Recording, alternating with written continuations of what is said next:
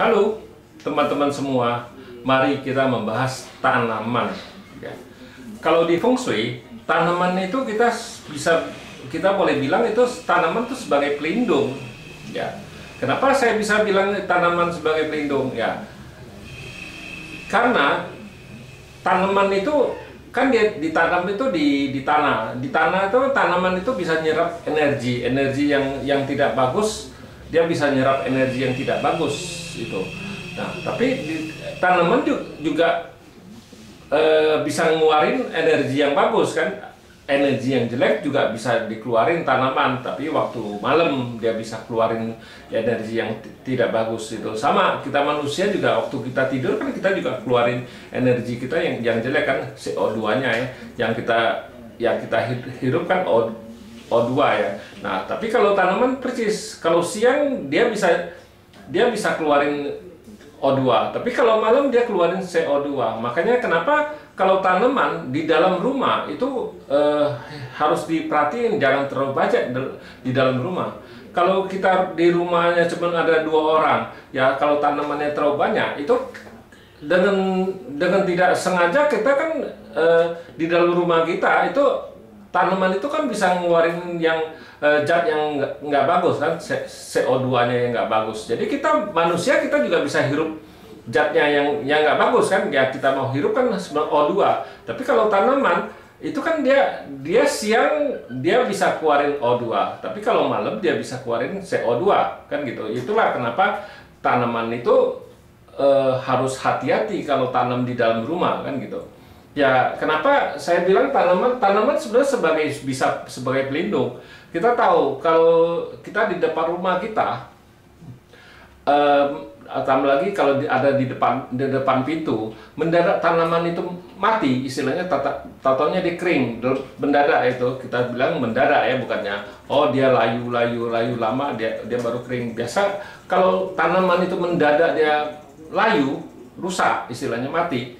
Itu harus hati-hati karena itu di sekitar itu ada energi yang jelek yang dia ditahan dulu sama tanaman ini jadi mati. Kita bilang itu harus hati-hati, harus tanaman itu pertama harus kita buang, ganti yang baru supaya bagus kan. Jangan kita biarin tanaman sudah mati ya kita biarin aja. Itu masalah itu biasa di energi di Feng Shui-nya itu pasti energinya jelek, itu baru bisa sampai tanaman itu mati. Kita bilang makanya tanaman ini bisa nahanin energi yang jelek juga.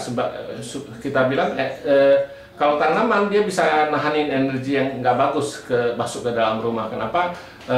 Kita sering ngomong tanaman itu sebagai penjaga rumah yang baik gitu.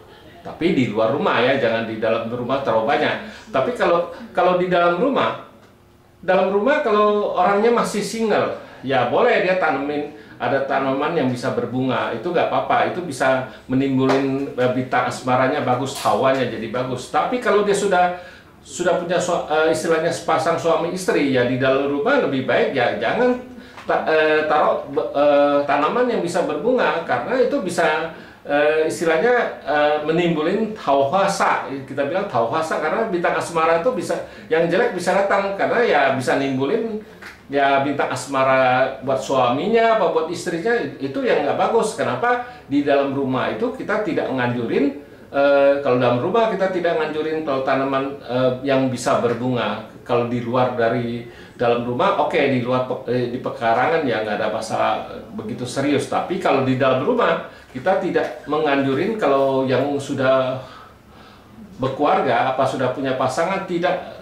dianjurin untuk tanaman yang bisa berbunga di dalam rumah. Ya kita harus tahu juga. Misalnya di dalam rumah kita cuma 2 orang, kalau bisa ya kita cuma tanam 1 pohon aja, pohon tanaman, jangan lebih dari 1 pohon, karena ya kalau malam tanaman itu kan bisa keluarin CO2, jadi juga itu yang dia keluarin kan tidak bagus punya. Jadi kita manusia kita juga bisa nimbulin penyakit, bukan jadi baik kan gitu. Kenapa tanaman ini sebagai paling bagus kita lihat kalau di dalam Feng Shui, kita tahu di lingkungan yang kita mau beli rumah itu kita harus lihat tanaman-tanaman di sekitar situ asri nggak, bagus nggak itu pertumbuhannya, bagus nggak itu, asri nggak, itu yang paling penting, hijau-hijau nggak. Jangan di daerah situ ya kita beli, oh tanamannya banyak yang mati, di lingkungan itu tidak bagus, kuning-kuning istilahnya, tidak, tanaman kan mestinya hijau kan, bukannya kuning kan, tapi dia sudah kuning, mau layu itu di sekitar itu biasanya energinya nggak bagus. Tapi kalau tanamannya masih hijau, dia tumbuhnya subur, bagus itunya, ya daunnya lebat, hijau, itu di sekitar itu pasti feng shui-nya, energinya pasti bagus punya. Tapi kalau di sekitar situ tanamannya daunnya kuning apa segala, itu lebih baik dihindarin. Nah, percis kalau kita juga di rumah kita, sudah di depan rumah kita, tambah lagi kalau ada pohon-pohon besar, kalau dia sudah mendadak dia mati apa gimana, ya, lebih baik kita tidak tinggal di rumah itu, karena di rumah itu pasti nimbulin masalah. Memang di feng shui ini nggak bisa langsung, oh tanaman mati itu langsung berdampak, langsung kelihatan orang ini ada masalah. Tidak, dia lambat. Kalau di feng shui ini dia tidak bisa langsung kejadian itu bisa langsung tahu, oh di dalam rumah itu ya, tapi lambat laun dia bisa baru pengaruhin orang itu. Sama kalau di depan rumah kita ada tanam pohon di depan pintu, pohon itu mati, nah itu artinya itu harus cepet-cepet diganti, karena pohon itu dia nahan energi yang nggak bagus, dia baru bisa mati. Tapi itu harus mendadak, jangan oh dia lama dia baru mati, ya itu sudah biasa. Tapi biasanya mendadak 1-2 hari kok tiba-tiba layu mati. Nah itu masalah, biasanya harus cepat-cepat diganti itu, supaya diganti lagi yang segar, supaya dia bisa nahanin energi yang jelek. Ya demikianlah saya bahas fungsi tanaman. Terima kasih, sampai jumpa lagi di video saya yang selanjutnya.